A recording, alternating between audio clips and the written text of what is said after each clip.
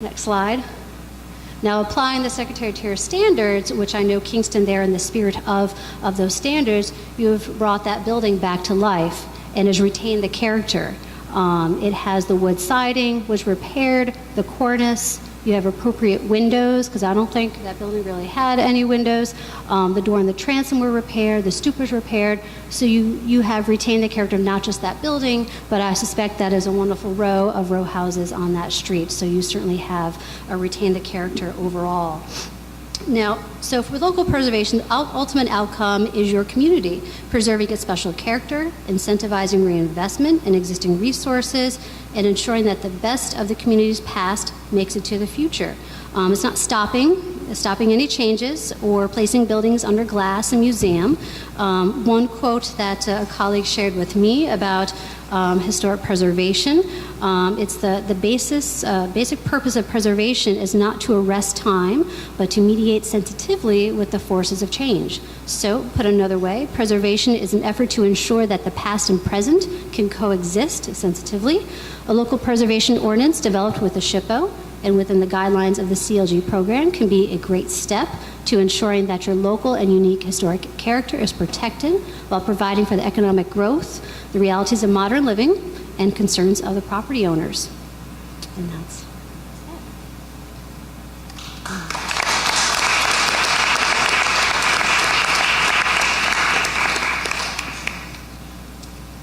Thanks, Linda. Thanks for traveling down tonight to be with us. Oh, my pleasure. Next, we have Aaron Tobin. So, Aaron is the Vice President for Policy and Preservation from the Preservation League of New York.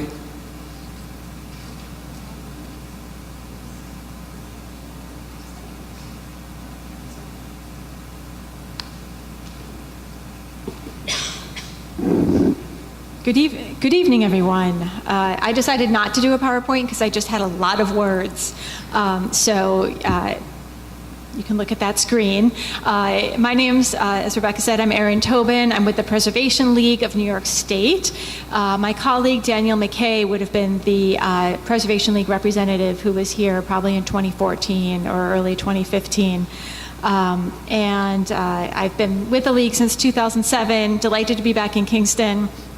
And I'm going to talk about the model landmarks preservation law. This has been referred to several times this evening, and the Preservation League worked on this with the State Historic Preservation Office, and you can find it on our website. This is that dense document, which is the model preservation law, but we also published a guide to the local law. So this distills I think this is a 32-page document down to about 11 pages, but really hits the high points of why a community might want to adopt the model law that we developed with the State Preservation Office.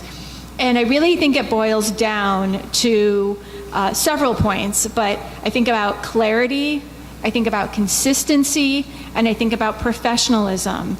And in our work across New York State, there are many different flavors of local landmarks ordinances and local commissions. They take every size, shape, and form. And the clear direction that the landmarks ordinance have, the more consistency and professionalism of that commission, the happier everybody is, the happier the preservation advocates are, the happier the real estate developers are, the happier the municipality is. Because taking it from the perspective of the private developer, everybody wants to know what to expect.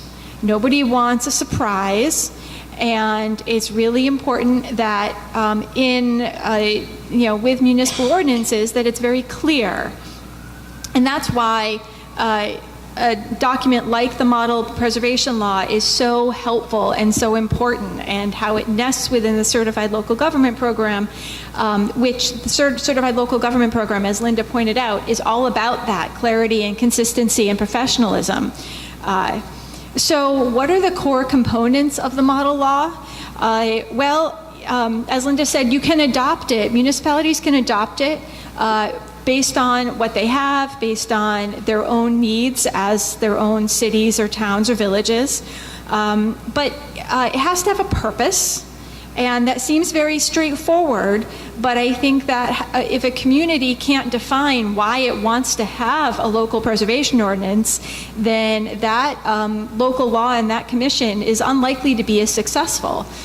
So really understanding why a local law is important, why to preserve the historic buildings, what does the community hope to accomplish through the regulation, and you've seen lots of reasons why local regulation is important and can help, and what is the focus of this law. So I think that, and in a lot of ways, Kingston's existing landmarks law does a lot of these things. You have a fairly good, strong, pre-change landmarks ordinance. You talk about the enabling authority and the preservation commission itself. And I think that one of the key points to note about the preservation commission is the qualifications. And this is why it's important to have specifically a local landmarks or historic preservation commission, because there's expertise that's needed on that board that's different from perhaps a planning board or a board of zoning appeals. You want to have somebody who is a historian. You want to have somebody who understands historic preservation planning. Somebody, a real estate professional, that might be across all your boards. But I would liken it to if you are restoring your old house, and the importance of having the right contractor was mentioned this evening. You know, you can bring in a contractor who understands old buildings, who knows how to fix them, who can fix your windows, who can fix your stoop, who can repair your siding, or you can bring in a contractor who would do something like what Linda showed at that house in Syracuse. And that's a really good distinction between the needs of a historic preservation and landmarks commission and perhaps the needs of other kinds of planning commissions. That house in Syracuse, that might be fine for new construction. That might be debatable, but you know, it's not so bad if you're not thinking about what it had been done to the historic building. And this is why you need to have that preservation expertise and background specifically to a landmarks preservation commission. So when you have that commission, you want to understand what their responsibilities are. You want to understand their powers and duties and what their responsibilities are. And I would say that one of the issues that does come up, there's the designation and there's economic hardship, and these are issues that come up across the board throughout the state. I think that municipalities often are considering different ways to sneak in owner consent, which is not in keeping with the model law or with the certified local government program. But I think that, as Linda pointed out, nobody wants to designate a historic district that's going to tear a community apart. Everybody wants to have a harmonious community. We want to support historic preservation. It is not meant to be divisive. And if it is divisive, historic preservation will often fail. So how can we make it something that people want to buy into for their homes and for their communities? And that's something that's very important. And once again, that gets back to the importance of having preservation professionals involved on the municipal staff level, on the commission level, because they can speak to best practices, they can bring up examples. The Lace Mill is a great example of successful historic preservation. And then another common issue with, and I'm not going through the whole model law because I'll be here all night and we have to drive back to Albany. But another issue that does come up is how to balance the approvals of a Landmarks Preservation Commission with the other planning boards in a municipality, whether it's the whether it's the planning board, whether it's the Board of Zoning Appeals. And this does come up, again, all over the state. Kingston is not unique in having to balance a variety of boards and a variety of issues and development pressures. But I will say that noted in the model law and in general best practices in other municipalities, for example, New York City, it's very important that the different municipal entities work together, and very often we see that the preservation approvals come first. Now, there's often discussion behind the scenes, but the model law does have a provision for a temporary moratorium on land use approvals until the certificate of appropriateness is issued by the Landmarks Commission, because there are a set of issues that can arise from a project that a Landmarks Commission is uniquely suited to address and to evaluate. And then it can go before a zoning board of appeals or a planning board. And so I'll use an example. I'm gonna adapt this example a little bit, but say you have a vacant lot in a different municipality, not Kingston, it's not Kingston, but you have a vacant lot, and there is construction proposed on this vacant lot, and it is right next to a very important, very historically sensitive house. And there has been construction near this house that has damaged the building, and the developer is proposing a tall hotel next to this very sensitive, very important historic house. And the Historic Preservation Commission reviews that application based on its impacts to that historic house. That's something that a planning board might not be considering. They're considering other issues. Maybe they're considering height and scale and density, and they have their own set of considerations, or the Zoning Appeals Board. But the Landmarks Commission, the Preservation Commission, is considering the impact on that house, as well as the impact perhaps on the streetscape. But these are technical considerations that are uniquely suited to the types of reviews that only the professionals on a Landmarks Commission can undertake. If you have a preservation architect on the board, they can look at the technical details, perhaps for what that new construction might do to the foundation of the house. So that's just one example from a place hours away from Kingston that I wanted to bring up this is why these two boards need to work cooperatively yet independently. And I normally, if I had a presentation, I would put my contact information up there. But I guess what I would say is I think it's wonderful that the city has done this, had this forum.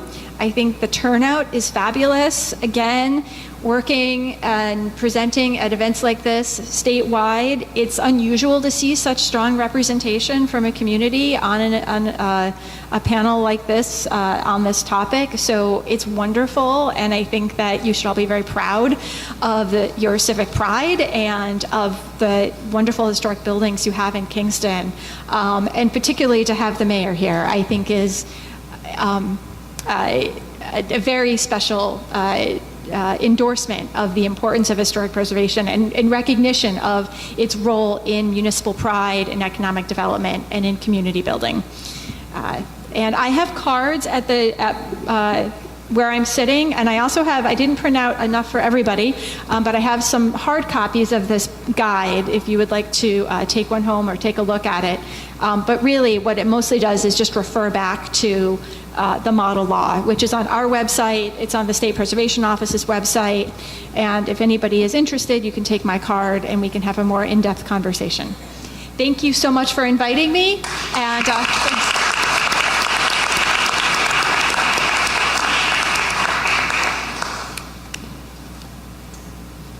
Thank you. Okay, we're going to spend the next 40 minutes or so taking questions from the audience. Could I turn on their microphone at their station here? I think they're on.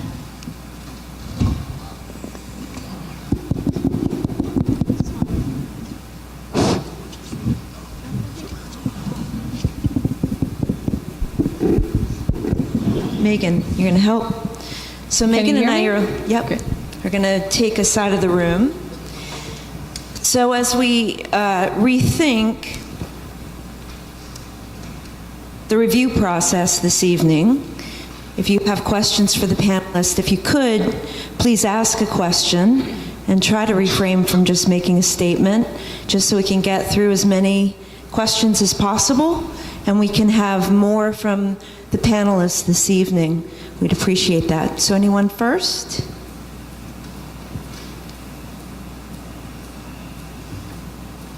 Yeah.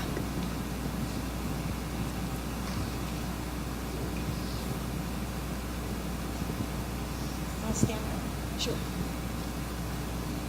I'm new to the city, and I am impressed with how exciting it is to be here, and the interest there is in preservation.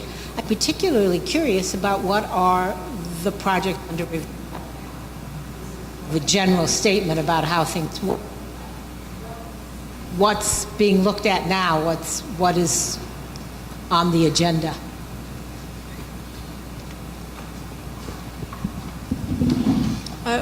We don't have any major projects on our agenda at this time. Or I haven't seen the agenda for June. Yeah. Wait, what month are we on? We're May. June. The June agenda. But we do have big projects that are, will be coming in the future. There's a lot of activity happening in Uptown. One of them is the Kingston.and at the corner of North Front and Fair Street that will be coming before commission when it's ready. And I think that's the biggest one I know of at this time. Some projects that come monthly before either the Preservation Commission, the landmarks, or Heritage, a lot of it is run-of-the-mill or smaller scale. Signage requests, signage designs, or somebody wants to make an adjustment to the dormers or add dormers to a roof line. They typically get handled on a timely basis in that meeting.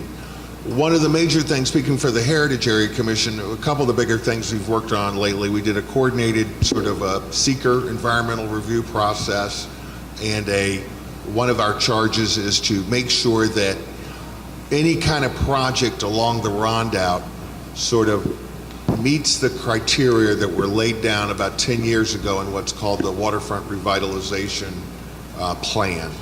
So just in the past month, we had a coordinated review with the planning board on the Hutton Brickyard, and sort of a pretty ambitious plan of theirs to expand as a performance art space and to have some overnight sort of tent accommodations for folks along the Hudson. Okay, thank you. And one over here. Hi. One of the main things before us is trying to figure out whether we need one historics commission or two. And so I'm wondering if our friends from Albany could speak to this issue. Are there other cities that have two different historics commissions? Is one more the rule? If you have, are there advantages to having two versus one and vice versa? Thanks. Let's see. I do know there are a few municipalities that do have, let's say, a historic commission, and then what is an architectural review board. The historic commission functions similar to Kingston's Landmarks Preservation Commission. Architectural review boards, they are more like, for example, Saratoga Springs. They focus more on the gateways, the areas that are outside of those districts, looking at new construction. So it's more the size, scale, massing, the look of the community when they're entering the downtown Saratoga area. Now, Saratoga actually has a combined commission with Architecture Review Board, but in their ordinance, they have it clearly defined. So they know when a project comes in, which hat are they wearing? And the commission does, of course, meet the qualifications for CLG. For Heritage Area Commissions, this would be a first, in my experience, but I think that it could maybe streamline some of the process. I've heard that property owners might have to go to the Historic Commission and they have to go to the Heritage Area Commission, extra steps. So this might speed up that process or remove one of those steps.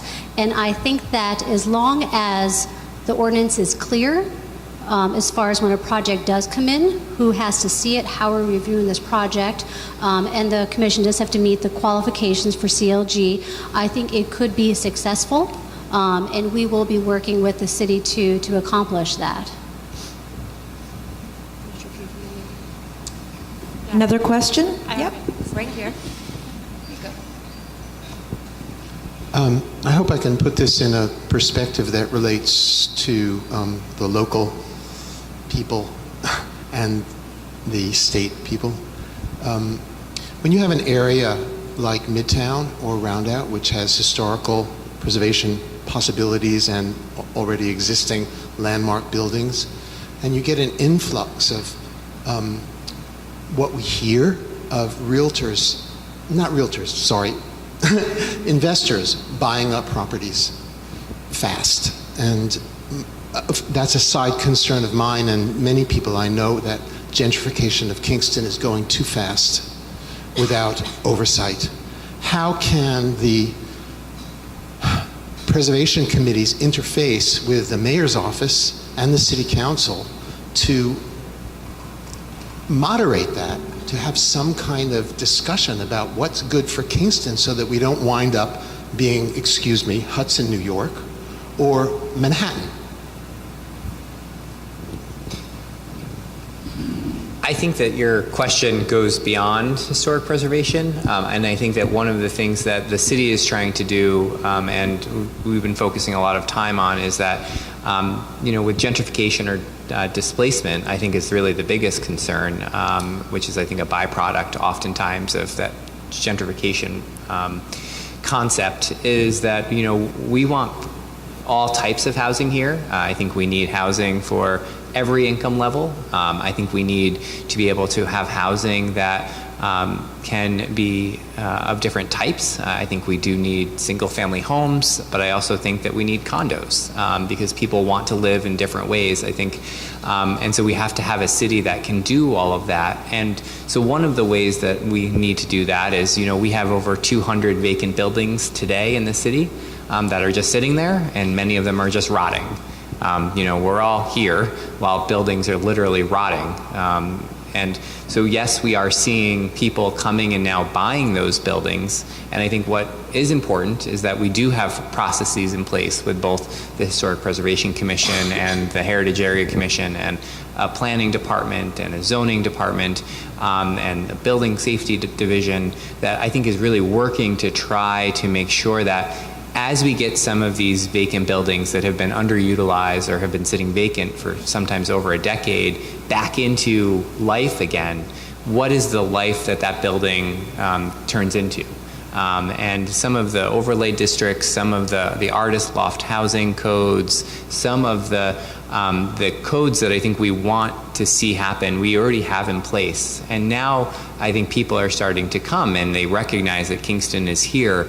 But what I think we need to do as residents, as neighbors, is that one, we need to educate, and I think that our commissions can do that, but I think we as neighbors need to do that too. And I think that that's some of the things that you see the Friends of Historic Kingston doing, is really pushing the word about how we preserve some of our historic properties. How does a new homeowner from Brooklyn that just bought a house in Kingston, how do they know anything about city government, let alone these commissions, let alone what day the trash gets picked up? And so those are real big issues, I think, that we have to tackle. We're creating a land bank here in the city to be able to take some of those foreclosed and vacant buildings to get them into the hands of a safe, secure, and stable nonprofit organization to be able to get those properties back into the hands in affordable home ownership with the right tools and right techniques to be able to get those buildings back into good hands. But it's a community effort, and I think that that's, I think, how we solve this issue of making sure people don't get displaced in our community. Is that one, we need to invest in our community and making sure that our streets and our roads and our parks and are meeting the needs of our current residents.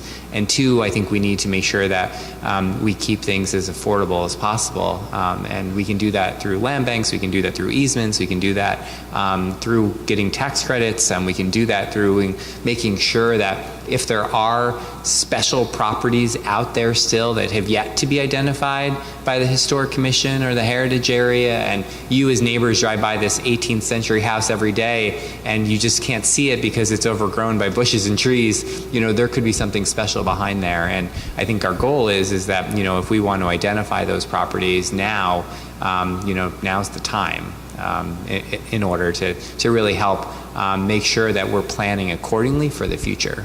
Sorry for the very long response. I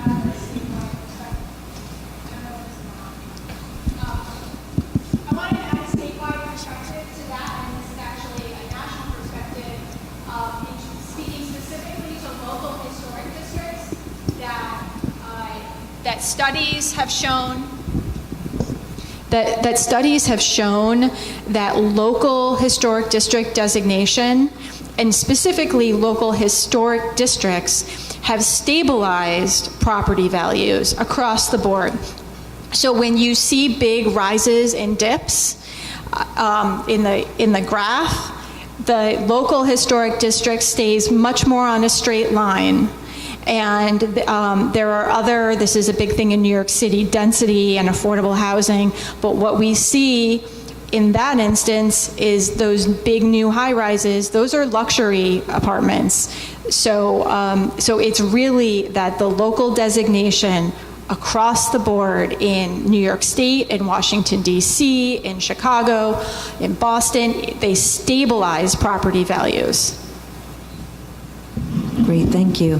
And just one more note about that is, I mentioned that the Commission is going to be finishing the Midtown's study survey so we can make recommendations for the creation of new historic districts.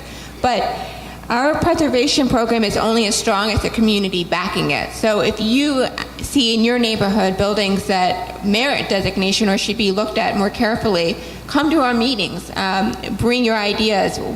The Commission will be happy to hear from the neighbors of that community who support preservation. It makes our job easier when we put the nomination together. And then that's the nice thing about having a preservation commission.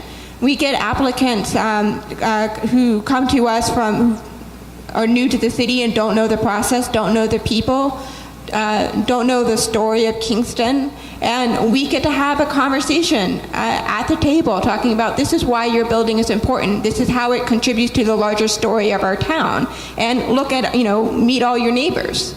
I mean, that's the place where that happens, is at Landmarks Commission meetings. Can I ask a question? Is that allowed? Can a panelist ask a question? And so my question is for folks that have seen some of this work happen in other places, and it really does come up kind of off of your question, so thank you for asking that. So as properties are potentially identified in a historic district or identified as a landmark, oftentimes to be able to bring them up to the standards of today's historic preservation, that work can be somewhat expensive. And so often I think what we've seen in the Kingston community so far is people with money buying these historic preservation houses, these houses, to then renovate them and restore them, raising the property values tremendously. So how do we, because we have such a historic stock of houses, how do we keep the, really all of us that, maybe are kind of the moderate to lower income individuals still have access to those houses? And how have communities made historic preservation more affordable? And I think that may be a struggle that we have, and I'm sure other communities have probably gone through that same struggle. And I think it may lead to kind of more of that gentrification issue if only a certain type of people can buy our historic homes going forward. Erin? I think that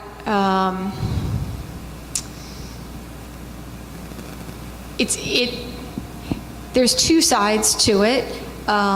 In many communities, actually came here a little late because I was at a meeting in Albany's South End Historic District that has over 100 vacant buildings in one historic district alone, and nobody investing in it.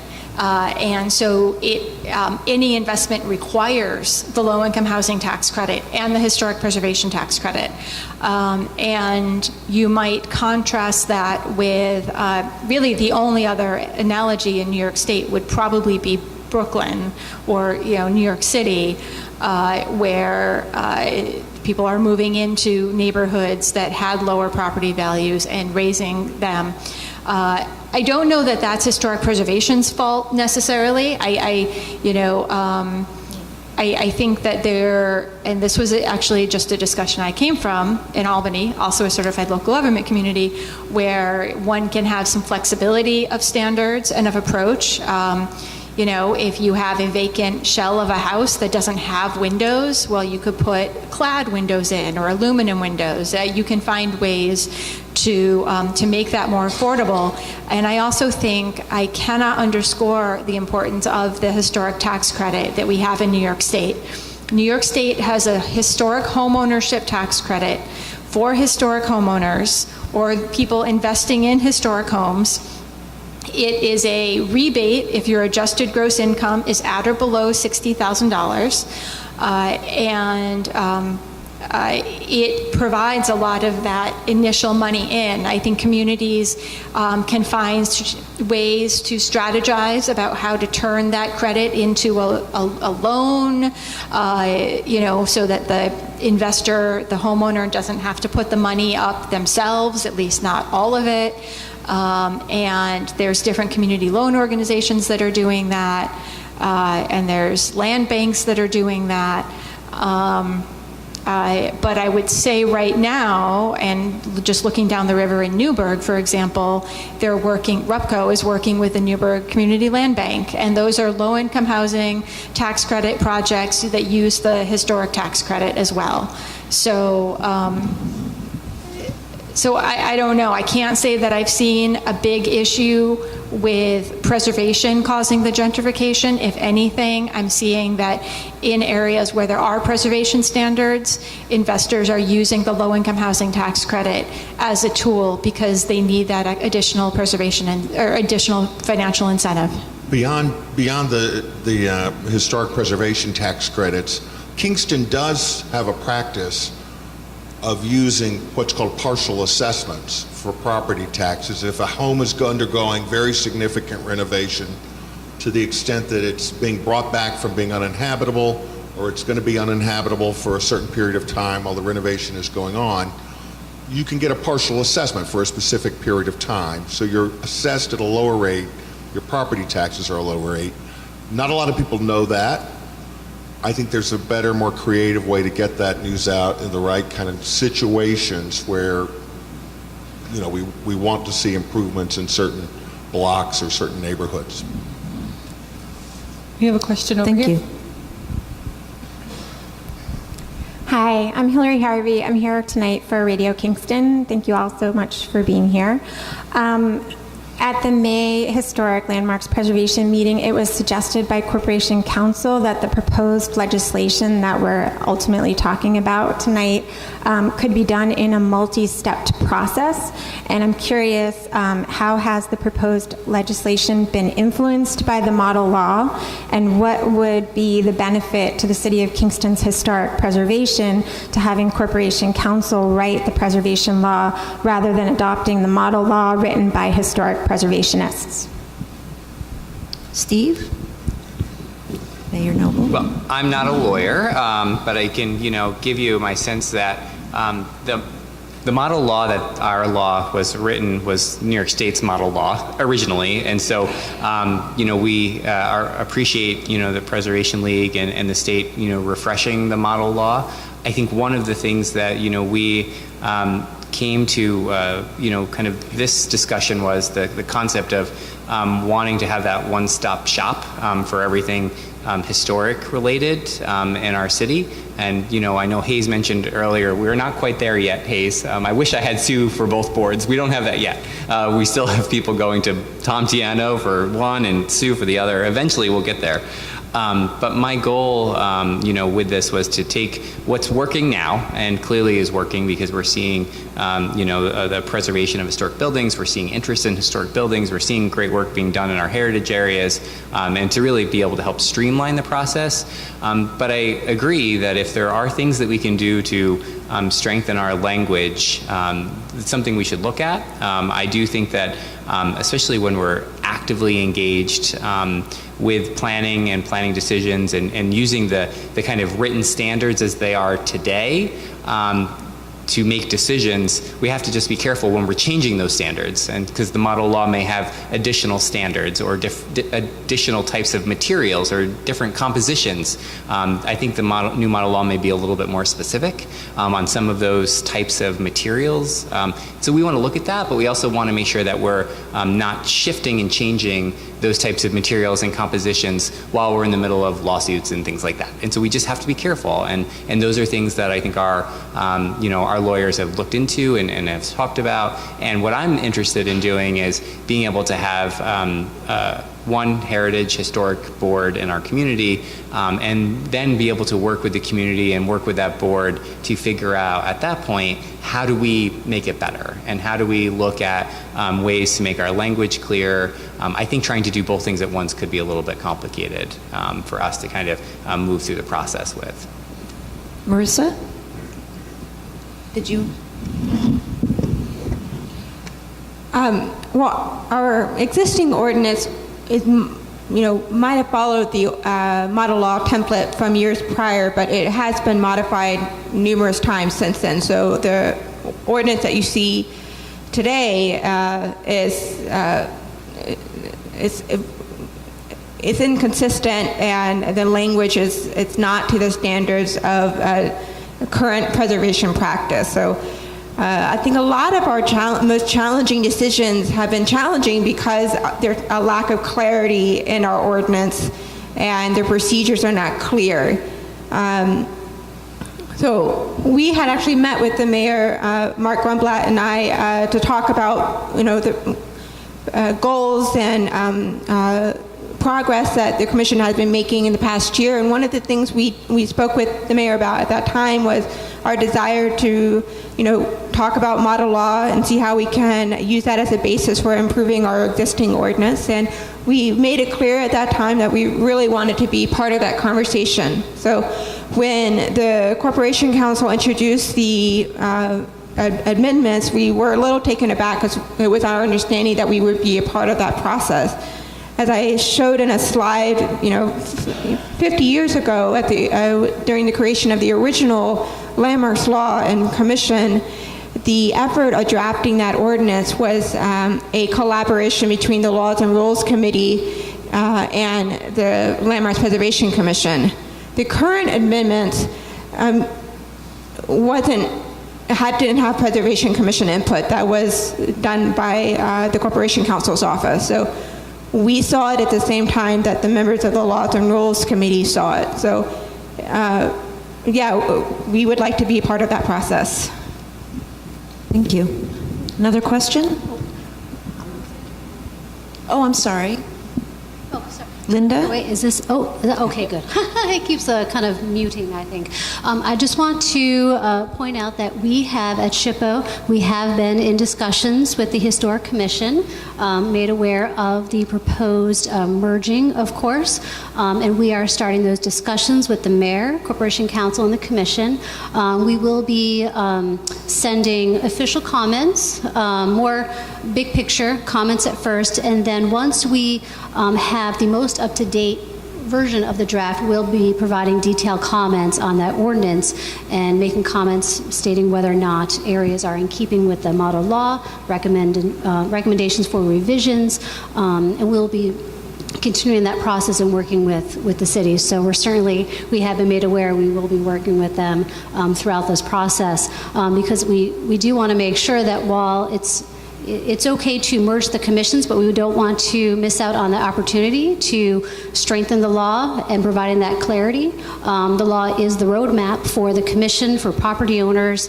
It basically explains the process. We want to make sure that, yes, it's in keeping with the model law, but we want to make sure that it is clear, because there can be multiple interpretations, and when working with even more complicated projects, you want to have that clarity. So again, we will be working with the city and the commission moving forward on this. Thank you. I have one over here. I noticed in the materials for this presentation tonight, and it was mentioned by one of the members of the panel, that it was said that the jurisdiction of the Landmarks Commission is quasi-judicial, and I'd like to know what the basis of that comment is. To my knowledge, that's not the case. It's not a quasi-judicial board. Under state law, only the zoning board of a municipality is quasi-judicial. And number two, in terms of SHPO's involvement with crafting or helping to craft a new local law or amendments to the current law, my understanding is that the involvement of SHPO is based only on the city's involvement in the CLG program. And I wonder what expertise SHPO has in terms of influencing a municipality of this size and having that input without having the local understanding of the needs of the community, the other boards and agencies of the city and their function, and how they function together. Actually, can we have Marissa, could you answer the first part of that question? And then we can move on to the SHPO. Say that again? Could you answer the first part of the question? Did you hear? I haven't read that Landmarks is not quasi-judicial. New York is a home rule state, so municipalities get to, write their laws based on state standards. I would ask Linda or Aaron to back me up on that. I don't believe it would be considered a semi-quasi. Is that what the comment? Yes.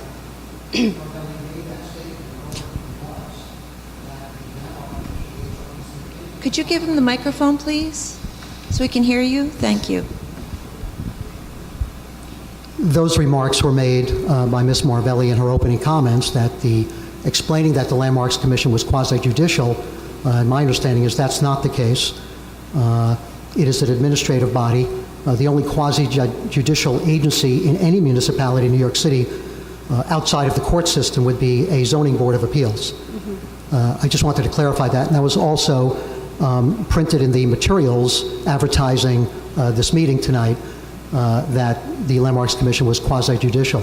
So I think it's important to understand that's not the case, and what the Landmarks Commission's role is within the fabric of the regulatory scheme for any municipality. And then the other thing that I was talking about was it appears that the quid pro quo for the SHPO's involvement in having comments and crafting a local law is on the basis of membership in the CLG program.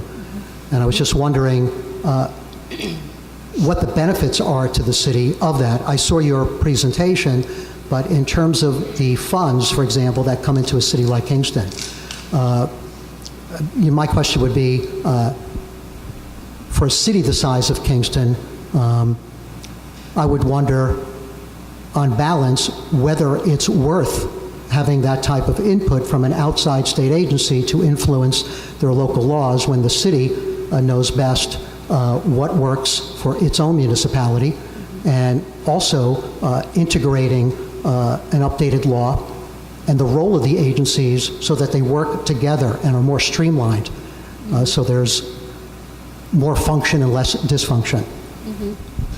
So we certainly advise, if a municipality is a CLG, we do review the ordinance to make sure it's in keeping. But it is, at the end of the day, the municipality's decision on how they want to craft their legislation. If it is not in keeping, then that would be grounds for decertification. because this is part of a program that we administer. We come out, we educate and advise, but then at the day, it is up to the municipality how they want to administer their programs. In working with other municipal boards, we do want to know how things function. I know my colleague Julian Adams, he is a CLG coordinator, he's been doing this for 30 years. So he's aware of how maybe it works in different municipalities of various sizes, and he could provide that any kind of guidance and examples, but we do keep that in mind, but we do work with that model law. It was developed with us, the League, and the Department of State, and it has been proven to work, but it is again up to the municipality to enact the local ordinance. We don't tell them, we tell them what is required for the CLG program, but it's up to the municipality. They have the local process, public comment, enacting a law. It really is the local municipality that does administer that ordinance. Erin, did you want to add to that? Yeah, I guess I'd like to just make it clear that the Certified Local Government Program is offered to communities as a benefit. So it's as though you apply for a grant and the grant has requirements, and because you're opting into that grant, you have to follow the rules. Certified local government is meant to be a resource. It is not something, there's no real benefit to the state to have more certified local governments. This is about offering a resource to communities for best practices, and as both Linda and I said, municipalities can take what we've put together as best practices and adopt it for your own needs and for your own municipalities. It provides a skeleton framework, and you can choose from within that. And if a community chooses to participate in the Certified Local Government Program, you get the benefits that have been described to you for that program. Thank you. We have time for one more question, if anybody would like.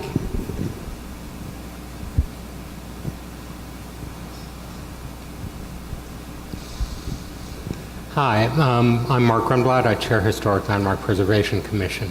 And my question has to do with this new land bank. And I see that as a marvelous possibility for this city of Kingston.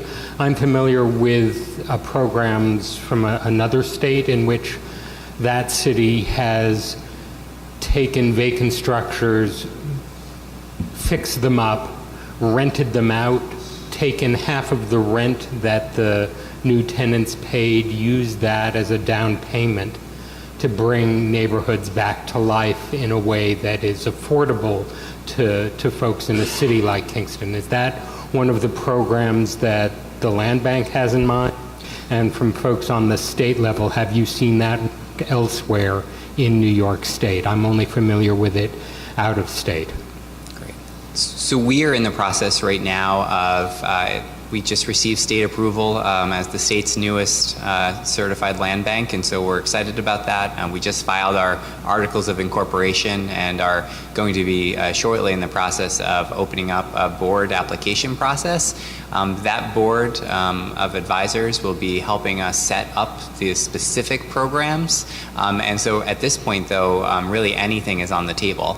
Our goal is to be able to turn over some of these old, normally dilapidated houses and really rejuvenate them and bring life back to our neighborhoods that have kind of been affected by these zombie houses for too long. And so we're really open to the concept of whether it's homeownership, whether it's rental, really we're open. And so if anyone is really excited about this concept, please give my office a call tomorrow or the next couple of days and let us know, and I'll connect you with Brenna Robinson, who's going to be leading our land bank effort here in the city. And so it's an exciting opportunity. We've seen it work well in Newburgh with Rupco and their efforts there to take basically an entire block of historic homes that were all empty and to renovate them in a beautiful way. And I think that there are land bank models in Syracuse and Albany and other places that have been really successful, and so we hope to be too. Thank you. Thanks so much to our panelists tonight for coming and being with us this evening. Thank you.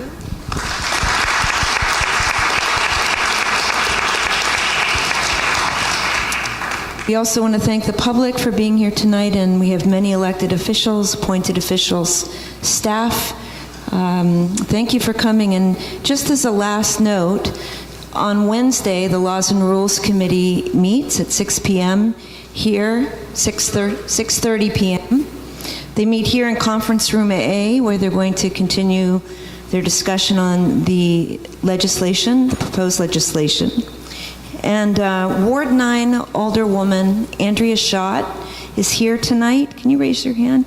Sitting next to Bill Carey, who's our Ward 5 Alderman and the chair of the Laws and Rules Committee.